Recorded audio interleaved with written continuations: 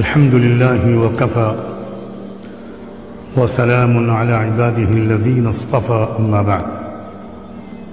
میں سجاد نعمانی اس وقت خاص طور پر پاکستان کے علماء، ائمہ مساجد، دانشوران ملت اور نوجوان عزیزوں کی خدمت میں ایک بہت ہی اہم پیغام یا معروضات پیش کرنے کے لیے حاضر ہوا ہوں۔ آپ جانتے ہیں کہ مختلف مسلم ممالک کو شیعہ سنی خانہ جنگی میں مبتلا کر کے تباہ کر دیا گیا ہے، اور ان ملکوں کی توانائیوں کو آپس میں ہی برباد کر دیا گیا ہے، اور یہ سب کچھ ایک مخصوص صہیونی دجالی دماغ کی منصوبہ بندی کے تحت ہوا ہے، اور اس میں ہماری غلامانہ ذہنیت، احساس کمتری،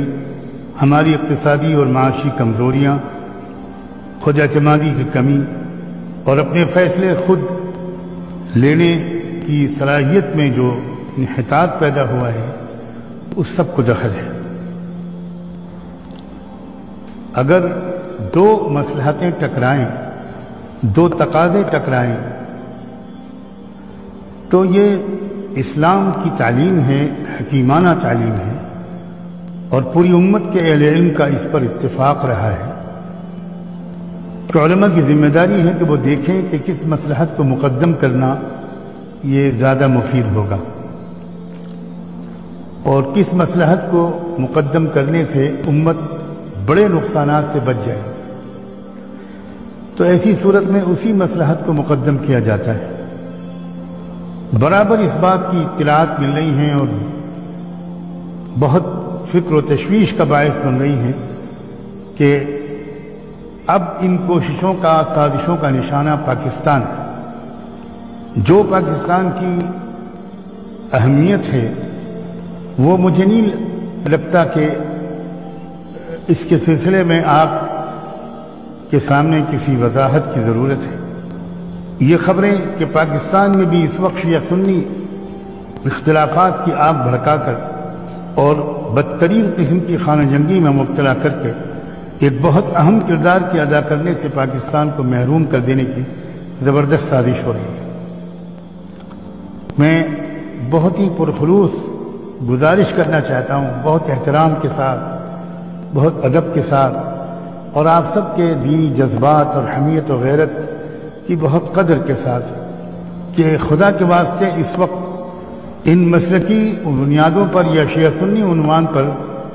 اختلاف کی آگ کو بھڑکنے مت دیجیے۔ یہ اس وقت کا ایجنڈا نہیں ہے، اور اب تو ہم دیکھ رہے ہیں کہ یہ احساس بھی دونوں طرف کے سمجھداروں میں بڑھ رہا ہے کہ ہمیں اپنی توانائیوں کو آپس میں ضائع نہیں کرنا چاہیے۔ اس لیے اللہ کے واسطے آپ سب سے گزارش ہے کہ ہلاکت کی اس وادی میں گرنے سے اپنے ملک اور قوم کو بچائیے۔ انشاءاللہ جب آپ کی ترجیحات درست ہوں گی اور آپ کی توجہ صحیح طرف ہوگی، تو انشاءاللہ آپ کے جذبات کی تسکین بھی ہوگی، اور پھر وہ وقت بھی قریب آئے گا جب ہم بہت سی چیزوں پر نظر ثانی کریں گے، اپنے رویوں پر نظر ثانی کریں گے اور درست کریں گے۔ بس میں تو اس وقت اس مختصر سی گفتگو پر اکتفا کرتا ہوں، اور آپ کی خدمت میں یہ اطلاع بھی دیتا ہوں کہ اکتوبر کے الفرقان کے اداریے میں بہت تفصیل کے ساتھ میں نے اسی صورتحال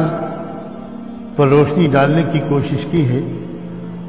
اور خاص طور پر علماء دیوبند کا جو رویہ ہم نے شروع سے دیکھا ہے اس ملک میں، کہ انہوں نے کس طرح ترجیحات میں تبدیلی کی ہے اور حالات اور مصلحتوں پر نظر رکھی ہے، اور ایک ہی بات کو ہر حال میں صورتحال کو مکمل نظر انداز کر کے دہرانے کی غلطی نہیں کی انہوں نے۔ علماء دیوبند کے جو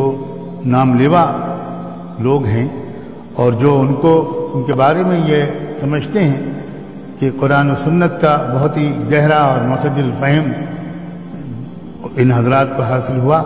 ان سے اب خاص طور پر گزارش کرتا ہوں کہ انشاءاللہ الفرقان کا وہ شمارہ بہت جلد آن لائن کر دیا جائے گا تاکہ آپ حضرات بڑے وسیع پیمانے پر اس کا مطالعہ کر سکیں۔ وہ علماء جن کی اپنی کچھ سیاسی مسالے ہوتی ہیں، ان سے بھی بہت گزارش ہے کہ اللہ کے واسطے اپنی سیاسی مصلحتوں یا اختلافات کی وجہ سے اس وقت ملک کو اور قوم کو اور ملت کو اس ہلاکت کے غار میں نہ ڈھکیلیں۔ آپ کا ملک ایک آخری دفاعی لائن کی حیثیت اختیار کر گیا ہے، جو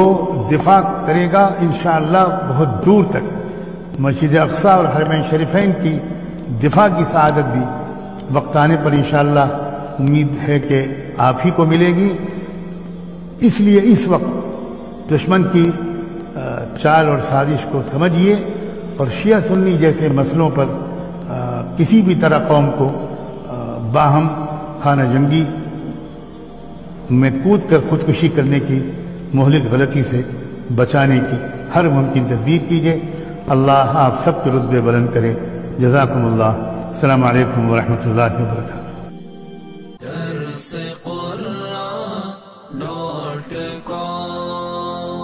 www.darsequran.com